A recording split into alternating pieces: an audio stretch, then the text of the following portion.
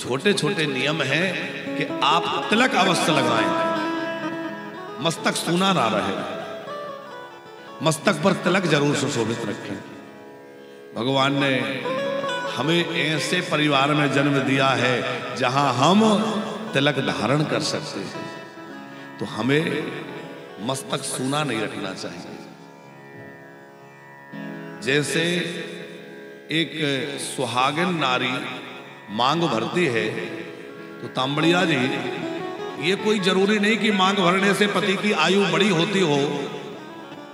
अब होती है कि नहीं होती है तो एक अलग विषय है, पर मांग भरी हो और कोई बहन बाजार में चल रही हो तो कोई विकृत मानसिकता का कोई व्यक्ति होगा तो वो देख के समझ लेगा कि मांग में सिंदूर पड़ा है, इसका मतलब ये किसी की है, इसका रक्षा करने वाला कोई है, यदि मैं उलझूंगा तो मेरी पिटाई हो जाएगी, ये किसी की है, वो उसका परिचय है कि नहीं।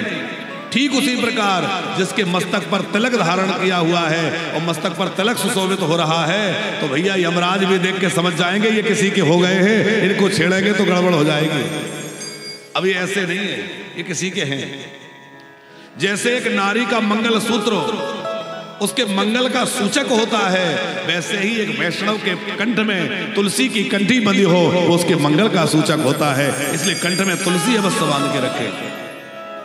हम लगभग हर कथा में इस बात को रखते हैं। आपको पता है तुलसी की कितनी महिमा है? पंकज जी, तुलसी काष्ठ में भगवान को भोग बनाया जाए। तुलसी काष्ठ में कैसे? आप खीर बना रहे हैं तो चूल्हे पे बनाएं, और गैस चूल्हे पे नहीं, लकड़ी वाले चूल्हे पे अग्नि जला के। पर लकड़ियों में जो आप काष्ठ जलाएंगे वो केवल तुलसी की लकड़ी होना चाहिए। ये बड़ी एक विशेष प्रयोग विधि है कि केवल तुलसी की काष्ठ जला करके और खीर बनाई जाए। बढ़िया देसी गाय के घी की, देसी गाय के दूध की खीर बनाई जाए, और बढ़िया देसी गाय के दूध से खीर बनाई जाए। बस शर्त यह है कि उसमें जो लकड़ी ईंधन के रूप में जलाई जाए वो केवल तुलसी की लकड़ी होना चाहिए, और कोई दूसरी लकड़ी नहीं होना चाहिए। और वो भोग लगा दिया जाए तो 1000 वर्षों के लिए भगवान तृप्त हो जाते हैं। कितने समय के लिए? ये हम अपने मनमुखी बात नहीं कह रहे, शास्त्र सम्मत बात है। एक बार भोग लगाने से, माने 1000 वर्षों तक यदि ठीक से भोग ना लग पाए, कोई कमी रह जाए, तो उसका दोष नहीं लगेगा, क्योंकि भगवान को उस तुलसी के द्वारा बने हुए नैवेद्य से इतनी अधिक तृप्ति हो जाती है कि 1000 वर्षों तक के लिए भगवान तृप्त हो जाते हैं। इतना अधिक भगवान तुलसी को प्रेम करते हैं। और जो अपने गले में तुलसी पहन के रखता है, भगवान उससे बड़े प्रसन्न रहते हैं। कई लोग तो इस डर में नहीं पहनते कि तुलसी पहन लेंगे तो मनमाना नहीं खा पाएंगे, तुलसी पहन लेंगे तो मनमाना नहीं रह पाएंगे। अरे भैया, पहली बात तो यह है कि मनमाने आचरण जल्दी से जल्दी बंद कर दो। फिर भी कोई घर में ऐसी स्थिति है कि महाराज जी क्या करें, बच्चे लहसुन प्याज खाते हैं, अब हम तुलसी पहनेंगे और घर में हमारी चलती नहीं है, अब बहू बेटों का राज है, क्या करें? तो भैया तुलसी से वंचित तो मत रहो। भले ही ऐसा है तो भी कोई बात नहीं है, लहसुन प्याज घर के लोग खा रहे हैं, कोई बात नहीं है, आप तुलसी पहन लो, हो सकता है तुलसी की कृपा हो जाए और वो अपने आप सब छुड़वा दे। तो लहसुन प्याज के कारण तुलसी मत छोड़ो, बल्कि तुलसी पहन लोगे तो हो सकता है धीरे धीरे तुलसी महारानी सब ठीक कर दे। तुलसी अवश्य पहन के रखिए। तुलसी जी को उर्सा पर घिसकर और वो चंदन भगवान को जो अर्पित कर देता है, भगवान उससे इतने अधिक प्रसन्न हो जाते हैं कि स्वर्ण दान से भी भगवान वैसे प्रसन्न नहीं होते जैसा तुलसी का चंदन, उसको बोलते हैं हरि चंदन। विशेष महत्व है कि तुलसी की काष्ठ को घिस करके और वह चंदन भगवान को चर्चित कर दिया जाए तो भगवान अत्यंत प्रसन्न हो जाते हैं और उस व्यक्ति का वैकुंठ में स्थान सुनिश्चित कर देते हैं। अब ये मेरे धाम में रहेगा।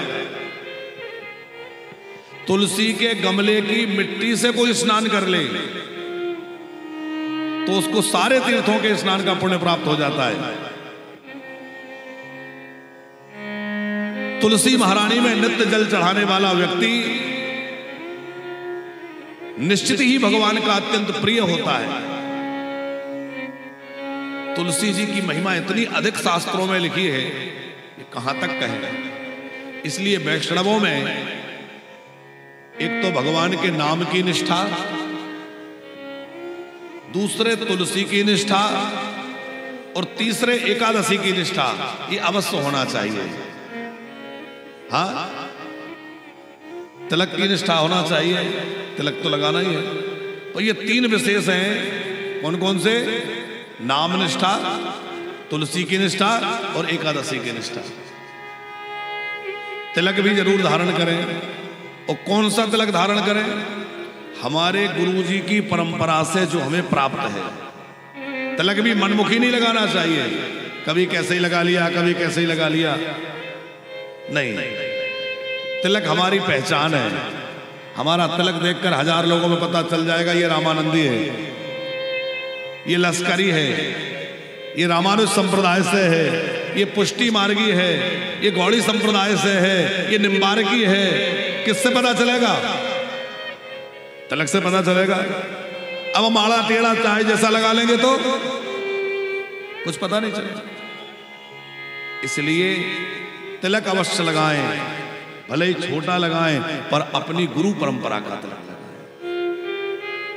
एकादशी का व्रत अवश्य करें। अरे हम कैसे भक्त हैं, एक दिन भी यदि भगवान के लिए अन्न नहीं त्याग सकते तो फिर कैसे हम भक्त कहलाएंगे? कम से कम एक दिन तो भगवान के निमित्त अन्न का त्याग करें। तो चलिए आइए कथा क्रम में चलते हैं। क्या क्या नियम करने हैं? तिलक जरूर लगाना है, तुलसी अवश्य पहननी है, एकादशी का व्रत करना है और तुलसी में जल जरूर चढ़ाना है, नाम का जप करना है, नित्य प्रति सूर्य भगवान को अर्घ्य प्रदान करें। ये छोटी छोटी चीजें देखो, इससे हमारी संस्कृति भी बची रहेगी। हमारे बच्चे देखेंगे, वो भी देखेंगे कि पिताजी सूर्य को जल देते थे, तो थोड़ा बहुत तो वो भी करेंगे। तो जब घर में ही नहीं होगा तो कहां से करेंगे?